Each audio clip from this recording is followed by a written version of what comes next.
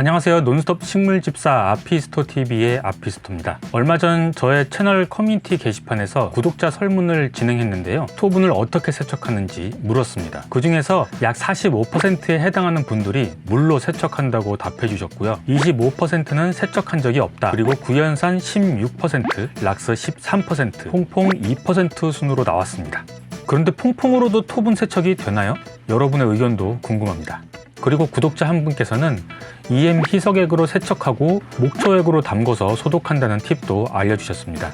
이런 친환경적인 방법도 좋은 것 같습니다. 의견 감사하고요. 그 중에서 오늘은 토분 세척법으로 가장 많이 알려진 락스와 구연산 세척에 대해 알아보겠습니다. 설문에 응해주신 물로 세척하거나 세척을 하지 않는 70%에 해당되는 식물 집사님들께 유용한 정보가 되길 바라겠습니다. 이제 슬슬 날씨가 풀리기 시작하고 있는데요. 제 식물들도 여기저기 새 잎을 내면서 봄을 알리고 있습니다. 봄이 되면 본격적으로 식물들이 자라기 때문에 분갈이를 해주면 좋잖아요. 화분을 새로 사는 경우도 있지만 저는 겨울에 또 죽여먹은 식물들도 있다 보니까 기존 화분을 비워서 새 식물을 옮겨주기도 합니다. 그런데 플라스틱 화분이나 도자기 화분은 크게 문제가 없는데 이 토분이 문제입니다. 토분이 통기성이 좋다 보니까 많은 분들이 사용을 하시잖아요. 그만큼 단점도 있어요. 바로 백화 현상이라고 해서 토분에 식물을 키우다 보면 곰팡이나 이끼, 각종 세균이 번식하기도 하고요. 흙 속의 수분이 토분 벽을 통과하고 증발하는 과정을 거치면서 비료 성분이 토분 겉 표면에 남아있게 되죠. 이 비료 성분이 남아있는 것을 보통 염류집적이라고 하는데요. 흙이나 토분에 염류가 남아있게 되면 뿌리는 영양분을 제대로 흡수하지 못하고 식물이 병드는 원인이 되기도 합니다. 그런데 이런 백화 현상은 나름 빈티지한 느낌이 들어서 좋기는 하지만 공기가 통해야 될 토분 겉표면에 구멍이 막히면서 통기성이 안 좋아지는 원인이 되기도 합니다. 그래서 분갈이를 할 때 쓰던 토분을 잘 세척해주면 좋겠죠. 제가 키우는 다바나 고사리 토분을 세척하려고 합니다. 이 고사리는 이 끝이 자꾸 말라요. 물주기나 비료도 적절하게 주고 있거든요. 이 옆에 있는 만다이넘 고사리는 최근에 플라스틱 분으로 옮기고 나서 엄청 잘 크고 있습니다. 그래서 이 다바나 고사리 토분도 세척을 한 뒤에 보관을 하고 이 고사리는 플라스틱 분에 옮겨 심으려고 합니다.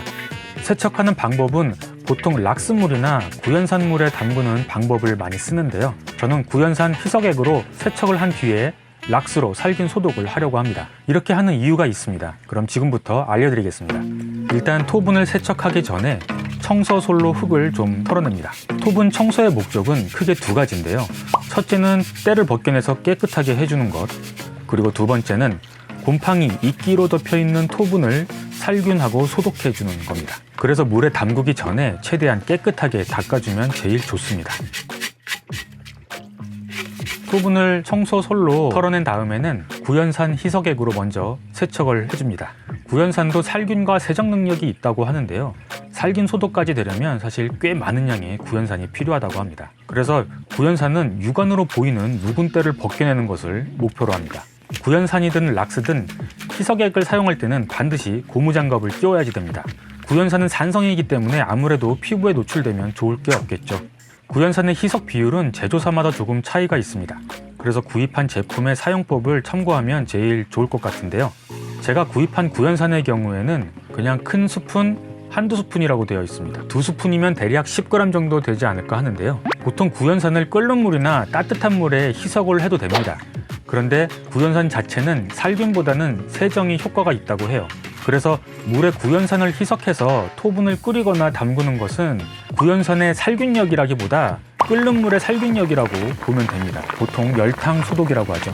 그런데 이 끓는 물에 구연산을 첨가를 하면 세정력이 더 좋아지겠죠. 그래서 저는 구연산 본연의 기능인 세정을 위해서 그냥 찬물에 희석해서 1시간 정도 담굽니다.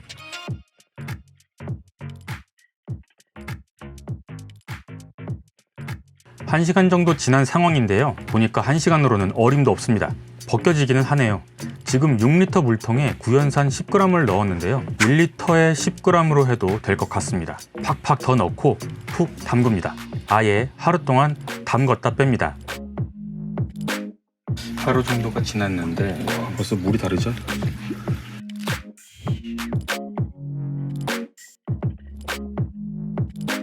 확실히 겉 표면이 깔끔해진 것을 볼 수 있죠. 그런데 락스로도 세척이 불가능한 건 아닙니다. 그래서 비교도 해볼 겸 락스에도 담굽니다. 희석 비율은 200배입니다. 하루가 지났습니다. 조금 덜 벗겨진 것 같은데요. 희석 비율이 낮아서 그런 건 아닐까요? 그래서 락스 사용법의 변기소독 희석 비율인 25배, 그러니까 6리터에 250ml를 희석합니다.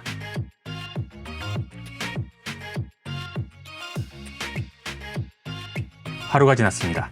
확실히 희석 비율을 높이니까 전보다 깨끗해지긴 했습니다. 그래도 완벽하게 오염물이 떨어져 나가지는 않습니다. 락스하고 구연산 확실히 비교가 되죠. 그런데 한 가지 확실한 것은 토분의 묵은 때가 깨끗하게 벗겨졌다고 해서 살균 소독까지 완벽하게 되었다는 의미는 아닙니다. 그래서 가장 확실한 살균 소독제인 락스로 보이지 않는 곰팡이균을 없애겠습니다. 살균 소독을 하는 방법에는 햇빛에 말리는 일광 소독이 있고요. 물에 끓이는 열탕 소독이 있습니다. 하지만 이 경우는 시간이 많이 걸리기 때문에 락스로 소독을 하게 되면 5분에서 20분 이내로 단기간에 소독이 가능하고요. 과산화수소나 에탄올에 비해서 가격도 저렴하기 때문에 아주 강력한 살균제라고 할 수 있습니다. 락스로 살균 소독을 하겠습니다. 저는 200배로 희석합니다. 사용법에는 5분에서 20분간 담그라고 되어 있습니다. 저도 최대 20분간 담그겠습니다. 락스는 세정 효과보다 살균 효과가 중요하기 때문에 오래 담글 필요는 없습니다. 그리고 유한 락스로 사용하실 때는 레귤러 버전으로 사용하면 좋습니다. 레귤러 버전은 과일과 채소 세척으로도 사용할 수 있도록 나온 제품이기 때문에 비교적 식물에도 안전하다고 할 수 있는데요. 그럼에도 불구하고 락스는 락스입니다. 비교적 안전하다는 것이지 무해하다는 건 아니기 때문에 반드시 용법에 맞게 사용하시길 바랍니다. 락스물에서 빼낸 토분은 흐르는 물에 헹굽니다.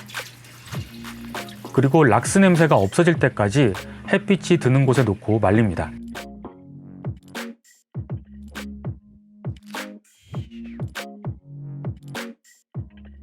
토분을 보관할 때는 토분과 토분 사이에 신문지를 끼운 다음에 엎어서 보관하면 통기도 잘 되고 깨끗하게 보관할 수 있습니다.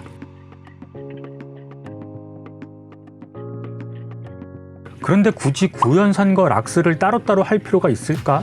이런 생각을 할 수 있죠. 그냥 구연산하고 락스하고 같이 섞으면 세정과 살균이 동시에 되는 거 아닌가? 충분히 의문점을 가질 수 있습니다. 그런데 구연산과 락스를 같이 섞으면 세정과 살균 두 가지를 모두 잃게 됩니다. 구연산은 산성이고 락스는 알카리성이기 때문에 둘이 만나면 중화가 돼서 그냥 아무 효과가 나지 않습니다. 만약 한 번에 두 가지 효과를 보고 싶다면 차라리 끓는 물에 구연산을 희석하는 것이 그나마 빠른 방법이라고 할 수 있습니다. 그리고 락스를 사용할 때 주의할 점은 희석액은 반드시 찬물로 해야 한다는 건데요. 따뜻한 물이나 끓는 물에 희석을 해도 문제는 없다고 합니다. 하지만 혹시 모를 위험성을 위해서 락스 제조사에서도 찬물을 권장한다고 하네요. 그리고 락스와 구연산을 희석하는 용기는 반드시 금속 소재가 아닌 플라스틱 소재를 써야 한다는 것도 알아두시면 좋습니다. 락스는 산화형 살균 소독제이기 때문에 금속 표면을 부식시킬 수 있기 때문입니다. 오늘은 봄철을 맞아 준비해야 하는 첫 번째 준비물 토분, 그 중에서도 토분을 세척하는 방법에 대해서 알아봤습니다. 고맙습니다. 아피스토였습니다.